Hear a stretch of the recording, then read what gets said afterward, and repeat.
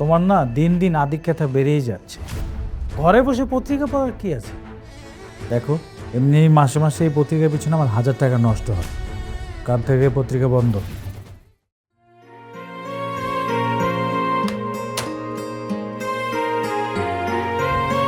নীলা, এখন থেকে এটাই আমাদের ঘর, এখান থেকে আমাদের সংসার শুরু। তোমার কি খুব বেশি অসুবিধা হয়ে যাবে? না না, কি বলতেছো এইসব? অসুবিধা তো তোমার হবে। আমার জন্য তুমি বড়লোক বাবার ঘর ছেড়ে এখন বস্তিতে থাকো। তোমার নাম নীলা। নীলা পাথরের স্পর্শে যেমন মানুষের জীবন বদলে যায়, ঠিক তেমন আমি বিশ্বাস করি তোমার স্পর্শে আমার জীবনটা বদলে যাবে। তুমি কি পাগল হয়ে গেছো? আমার স্পর্শ পায়ে তো তুমি এত আলিশানি জীবন ছেড়ে এখানে আসছো। আমি তোমার জীবনে নীলা পাথর না গো, গোমেদ পাথর। কি যে বলো না তুমি। হ্যাঁ, ভাইয়া ভাবি আমাকে বাসা থেকে বের করে দিয়েছে, আমাকে অপমান করেছে, কিন্তু তুমি দেখো আমি নিজের পায়ে দাঁড়িয়ে দেখিয়ে দেবো আস্তে আস্তে আমাদের সংসারটা অনেক ভালো হবে, অনেক সুন্দর হবে।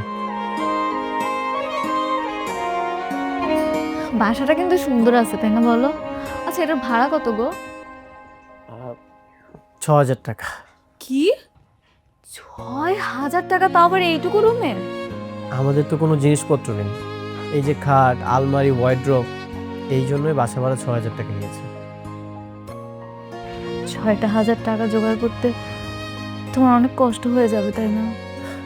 তুমি একদমই চিন্তা করো না তো, আমি একটা চাকরির জন্য চেষ্টা করতেছি, চাকরিটা হয়ে গেলে সব কিছু ঠিকঠাক হয়ে যাবে।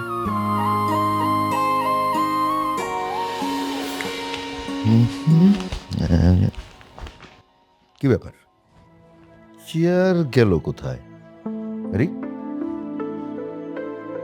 জামান, বৌমা, বৌমা, কি হয়েছে? এই যে বৌমা, আমার চেয়ারটা কোথায়? ফেলে দিছি। চেয়ার ফেলে দিছো কেন?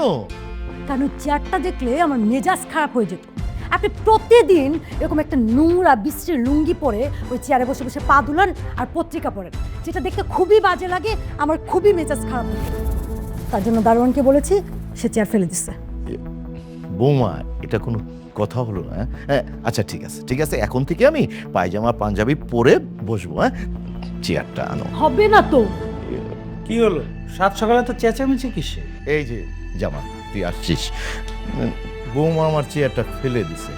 দেখ না বাবা, আমি ওই চেয়ারে বসে প্রতিদিন পত্রিকা পড়ি, এটা আমার অনেক দিনের অভ্যাস। তুই একটু বৌমাকে বল না।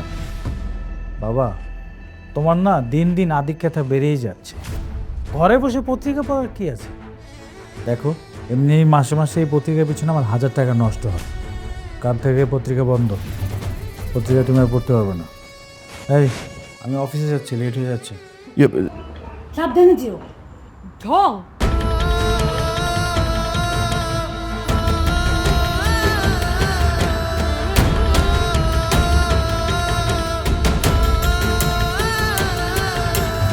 অপটিক্যাল ব্রাইটেনার, কালার গার্ড এবং জার্ট লক সমৃদ্ধ অ্যাডভান্স ফর্মুলায় এলো নতুন রে ডিটারজেন্ট পাউডার।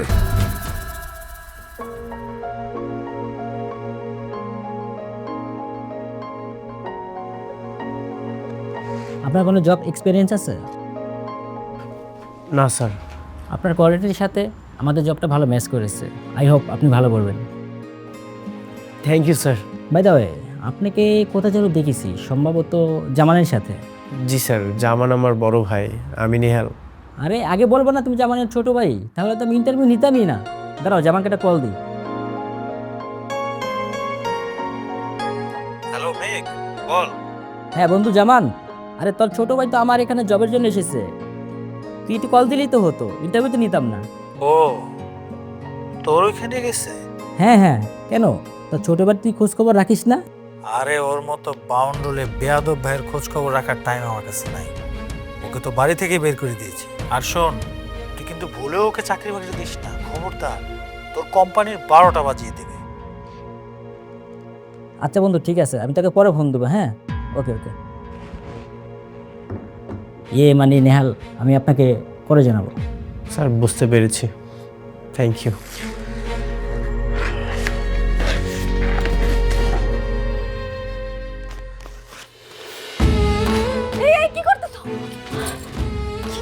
কি করলা তুমি? এগুলা সার্টিফিকেট ছিঁড়ে ফেললা?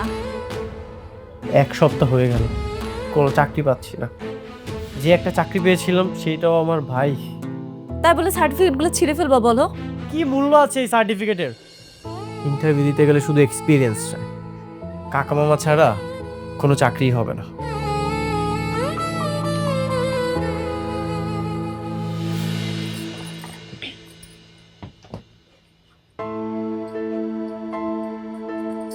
নেহাল, আমি জানি তোমার মনটা অনেক খারাপ, কিন্তু একটা কথা বললে রাখবে?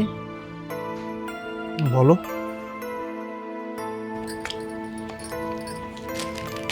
এই স্বর্ণের 2 জোড়া তুমি বিক্রি করে দাও। এগুলো আমার বাবা দিয়েছিল আমার। আমি চাই তুমি এগুলো বিক্রি করে কিছু একটা করো। এই সামান্য টাকা দিয়ে কি হবে? আমি জানি তেমন কিছু হবে না, কিন্তু নেহাল, পৃথিবীতে কোনো কাজই কিন্তু ছোট না। আমরা চাইলে অনেক কিছু করতে পারি। এই ধরো, আমরা দুজন মিলে যদি একটা সবজির ব্যবসা শুরু করি, কেমন হয় বলো তো? শুরুতে একটু সমস্যা হলো, আস্তে আস্তে যখন টাকা আসতে শুরু করবে, দেখবে সব ঠিক হয়ে যাবে। না, পাগলামি করো না।